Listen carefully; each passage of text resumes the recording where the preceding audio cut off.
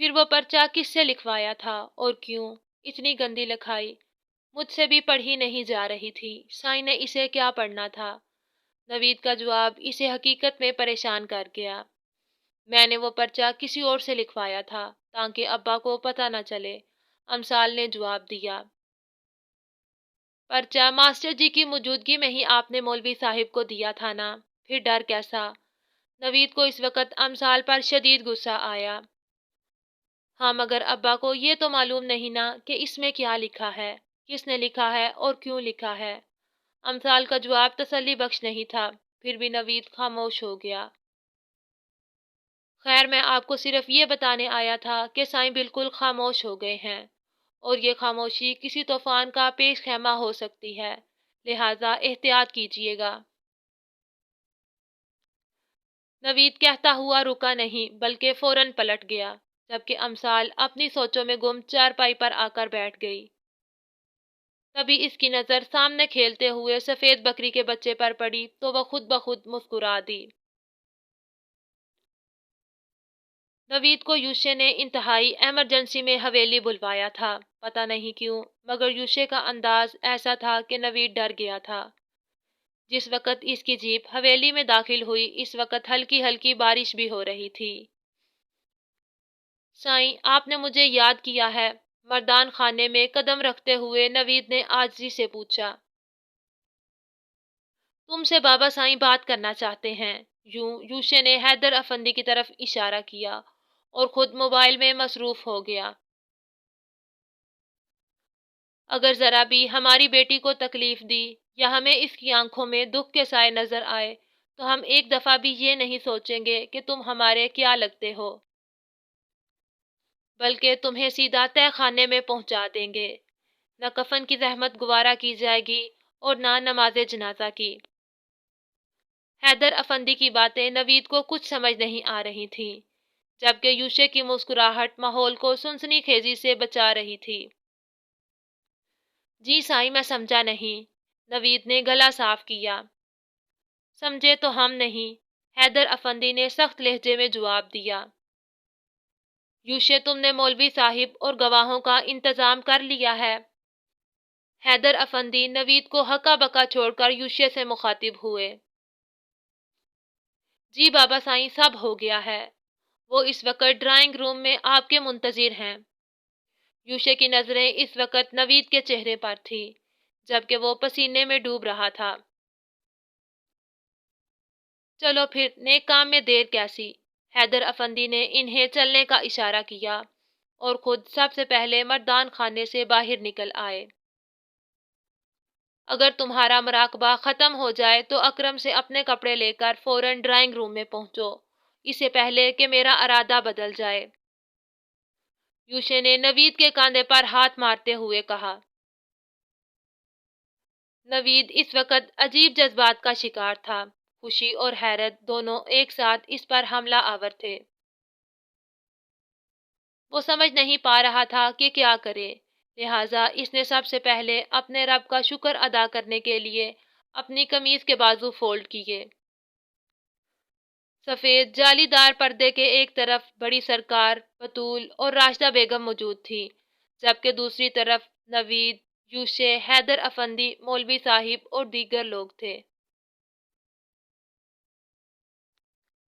حیدر افندی کے اشارے پر مولوی صاحب نے نکاح پڑھانا شروع کیا۔ پھر کچھ دیر بعد ایجاب اور قبول کا مرحلہ طے پایا اور خیر و عافیت سے نوید اور بطول کا نکاح ہو گیا۔ اب تمہیں بیٹی دے دی ہے تو گلے بھی لگا ہی لیتے ہیں، حیدر افندی نے مصنوعی غصے سے کہتے ہوئے نوید کو گلے لگا کر نکاح کی مبارکباد دی۔ پھر یوشے نے اسے گلے لگایا۔ اگر میں نکاح کروا سکتا ہوں تو اس بات کا یقین آنکھیں بند کر کے کر لو کہ طلاق کرانا میرے بائیں ہاتھ کا کام ہے، میں بہت فسادی ہوں۔ احتیاط کرنا، اسے خوش رکھنا۔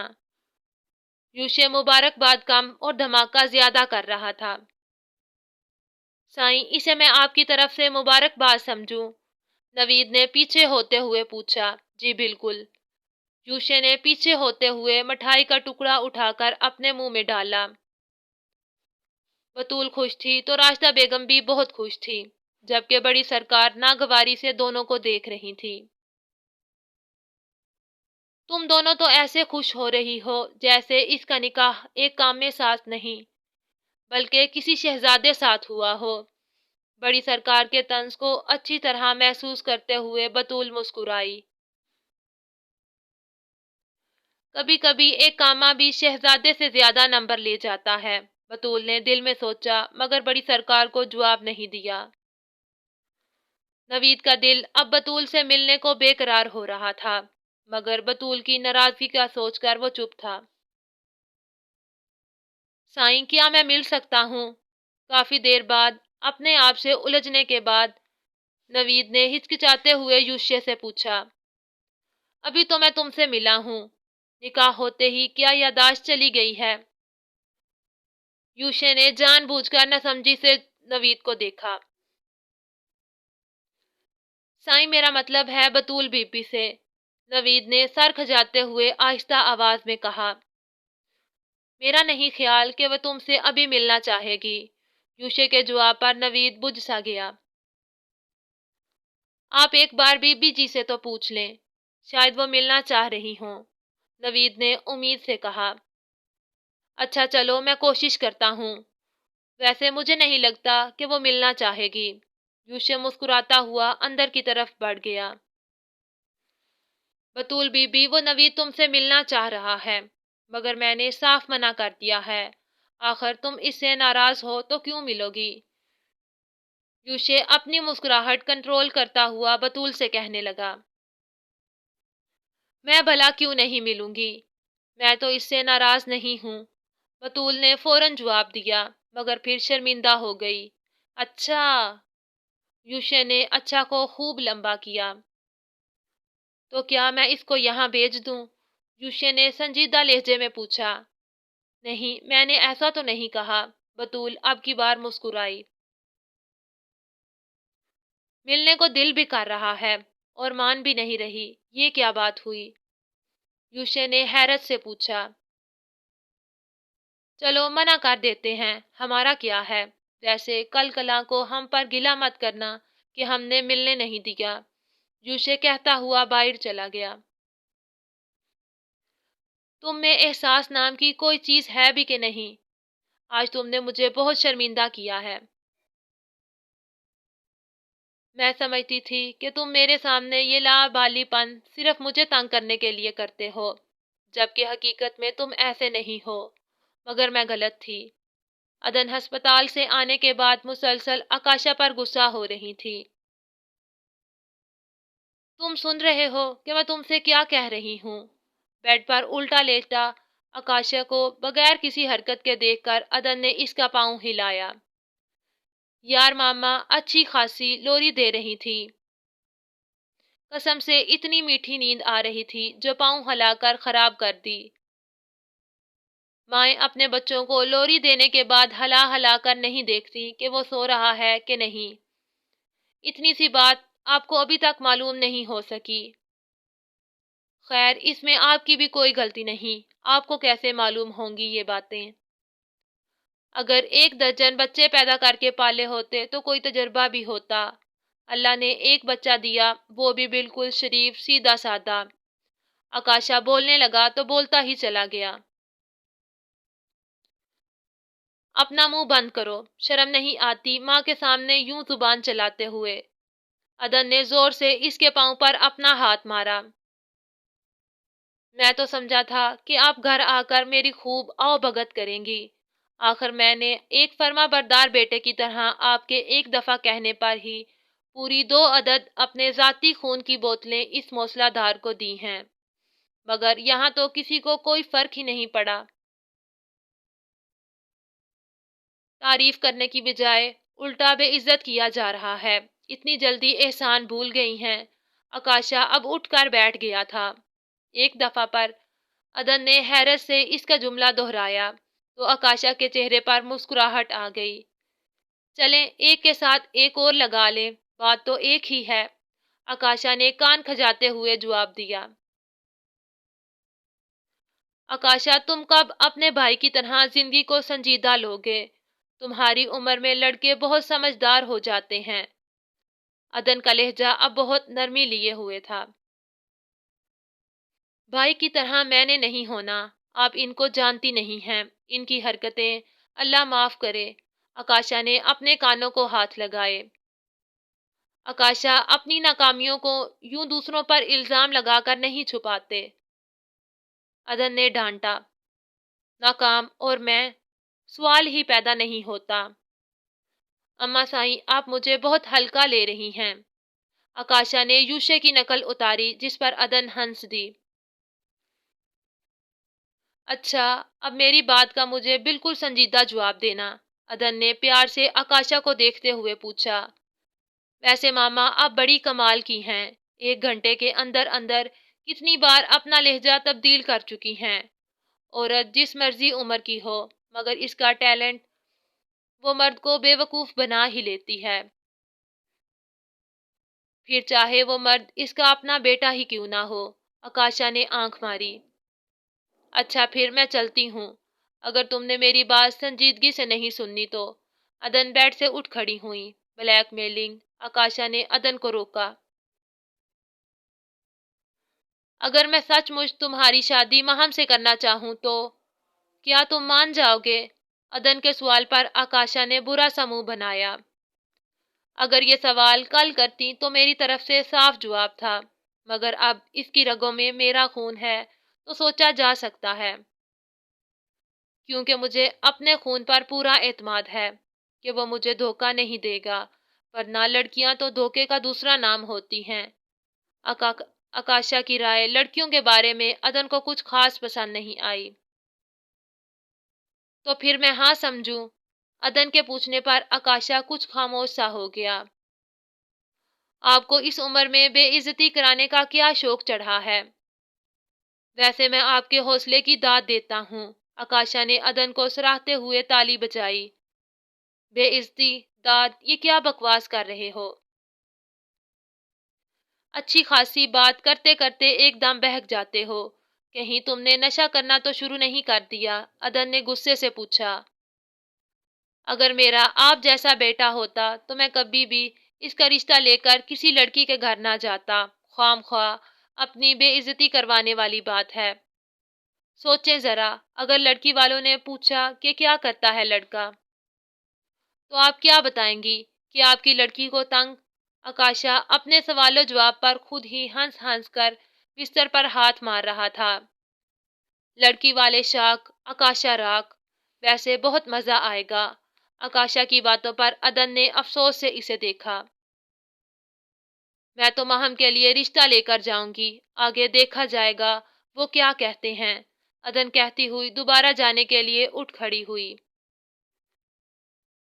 میں یہ شادی صرف ایک شرط پر کروں گا۔ آکاشا کی ایک دم سنجیدہ آواز پر عدن نے اسے آئی برو اچکا کر دیکھا۔ آپ مجھے اس کے سامنے یوں بے عزت نہیں کیا کریں گی، بلکہ ہم ایک ٹائم سیٹ کر لیں گے، کیونکہ اس سیشن کے بغیر تو ہم دونوں کا گزارا نہیں ہے۔ تمہاری شرط بھی تمہاری طرح ایک نمونہ ہی ہے۔ عدن آکاشا کی بات کا جواب دیتی ہوئی کمرے سے باہر چلی گئی۔ اف، میں اس موسلا دھار سے شادی کروں گا، یہ دن بھی میں نے دیکھنا تھا، کتنی شرمندگی ہوگی مجھے۔ آکاشا نے سوچتے ہوئے جھرجھری لی اور جلدی سے یوشے کو کال ملائی۔ ہاں بولو۔ کال اٹینڈ کرتے ہی یوشے کی مصروف اور سنجیدہ آواز سپیکر سے ابھری۔ یار بھائی، وہ تم سے یعنی تمہارے تجربے کی روشنی میں ایک بات پوچھنی تھی۔ آکاشا نے فوراً بولنا شروع کیا۔ پوچھو، مگر ذرا جلدی، یوشے نے ڈریسنگ ٹیبل کے سامنے کھڑے ہوتے ہوئے کہا۔ یوشے کے جواب پر آکاشا نے موبائل کان سے ہٹا کر اس کی اسکرین کو حیرت سے دیکھا، جہاں اس وقت رات کے 10 بج رہے تھے۔ بولو بھائی، یوشے نے مکمل خاموشی پر اسے پکارا اور خود پرفیوم چھڑکا۔ آپ اس وقت کہاں ہیں اور کیا کر رہے ہیں؟ آکاشا کے پوچھنے پر یوشے ہنس پڑا۔ جو تم سوچ رہے ہو ویسا کچھ بھی نہیں ہے، میں اس وقت حویلی میں ہوں، یوشے نے وال کلاک کی طرف دیکھتے ہوئے جواب دیا۔ آپ کو کیسے پتا کہ میں کیا سوچ رہا ہوں؟ آکاشا نے سوال کیا۔ تم میرے بھائی ہو، وہ بھی چھوٹے والے۔ ہم دونوں ایک ہی باپ کی اولاد ہیں۔ ہم دونوں کی رگوں میں ایک ہی خون دوڑ رہا ہے، تو ہم دونوں سوچتے بھی ایک ہی جیسا ہیں۔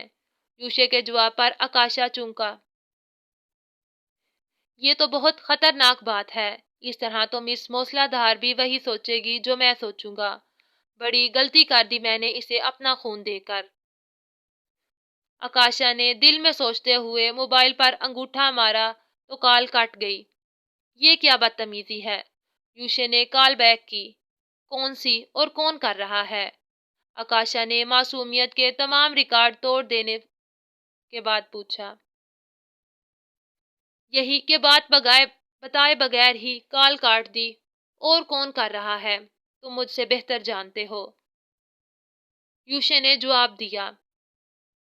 یار بھائی، اگر میں اس لڑکی سے شادی کر لوں جس کو میں نے خون دیا ہے، تو ہماری شادی زیادہ سے زیادہ اور کم سے کم کتنا عرصہ چلے گی؟ آکاشا کے سوال پر یوشے کو شدید غصہ آیا۔ کیا تمہیں یقین ہے کہ تم نے واقعہ ہی یہی سوال پوچھنا تھا؟ یوشے نے تصدیق چاہی۔ جی بالکل، آپ بتائیں نا، آکاشا کوہنی کے بال بیڈ پر لیٹتے ہوئے پوچھنے لگا۔ آکاشا میری جان، اگر کوئی آپ پر مرتا ہے تو اس کا یہ ہرگز مطلب نہیں کہ آپ اسے مار ہی دیں۔ میرے خیال سے بات سمجھ آ گئی ہوگی، یوشے نے دانت پیستے ہوئے جواب دیا۔ جی آدھی تو آ گئی ہے، مگر آدھی، آکاشا نے سر کھجایا۔ کتنی سمجھ آئی ہے؟ یوشے نے پوچھا۔ آپ اسے مار ہی دیں، بس اتنی سمجھ آئی ہے۔ آکاشا کے جواب پر یوشے کو مزید غصہ آیا۔ آدھا جملہ میں نے اپنے لیے اور ادھار تمہارے لیے بولا تھا۔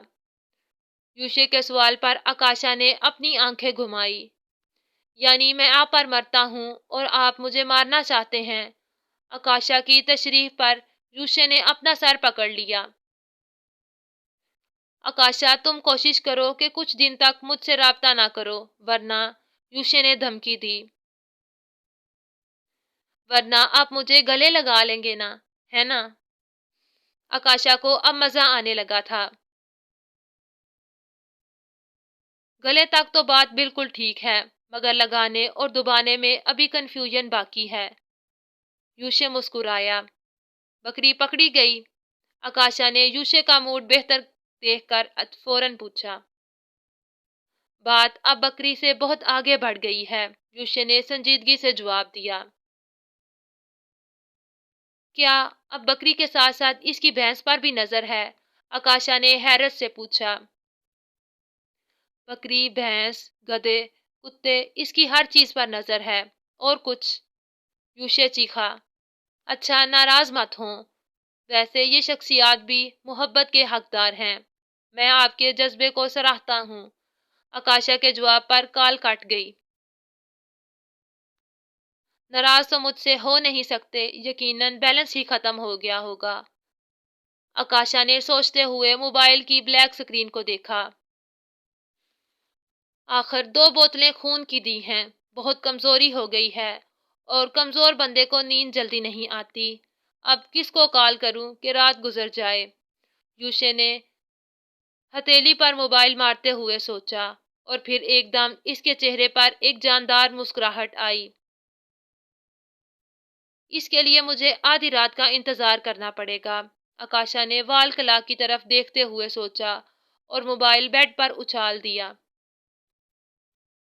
عدن خیریت؟ آپ نے آدھی رات کو مس کال کی، یہ آپ کی عادت تو نہیں ہے؟ حیدر افندی نے گھڑی کی طرف دیکھتے ہوئے پریشانی سے پوچھا۔ کیونکہ میں عدن نہیں ہوں۔ آکاشا کی چہکتی آواز رات کے اس پہر حیدر افندی کو شدید بری لگی۔ تم اپنے نمبر سے کال نہیں کر سکتے تھے، اور تمہاری ماں کدھر ہے؟ لہجے کی شیرنی ایک دم غائب ہوئی۔ ارے واہ، بیگم کو تو آپ جناب، اور اولاد کے لیے تم سردار جی، یہ ڈبل معیار ہوا۔ حالانکہ ہم جس مذہب سے تعلق رکھتے ہیں، اس نے بچوں ساتھ شفقت اور محبت کا درس دیا ہے، آکاشا نے تپایا۔ بیوی کو سنگسار کرنے کا حکم نہیں دیا، بیوی کو سنگسار کرنے کا حکم نہیں دیتا، اس کے لیے بھی محبت کا ہی حکم دیتا ہے۔ اور آئندہ اپنی ماں کے نمبر سے مجھے فون مت کرنا، سمجھے؟ حیدر افندی پہلے سے بھی زیادہ سنجیدہ لہجے میں بولے۔ آپ کی بیوی، سوری دوسری بیوی، میری شادی کرنا چاہ رہی ہے، آکاشا نے بتایا۔ تو حیدر افندی نے پوچھا، تو میں شادی کرنے لگا ہوں، آکاشا نے کہکا لگایا۔ بس یہی بتانا تھا، حیدر افندی نے اپنے پہلو میں لیٹی راشدہ بیگم کی طرف دیکھتے ہوئے آہستہ آواز میں پوچھا، آپ کو خوشی نہیں ہوئی؟ مما تو کہہ رہی تھی آپ بہت خوش ہوں گے، مطلب مما جھوٹ بول رہی تھی، آکاشا نے افسوس کا اظہار کیا۔ اگر تم میری اولاد نہ ہوتے تو اب تک میرے ہاتھوں قتل ہو چکے ہوتے، مگر افسوس کہ تم میری اولاد ہو، اور صد افسوس ہے کہ تمہاری ماں عدن ہے جسے میں دکھ نہیں دے سکتا، ورنہ اب تک تم یوں میرے ساتھ گفتگو نہ کر رہے ہوتے۔ حیدر افندی کو رات کے اس پہر آکاشا کی باتیں زہر لگ رہی تھی۔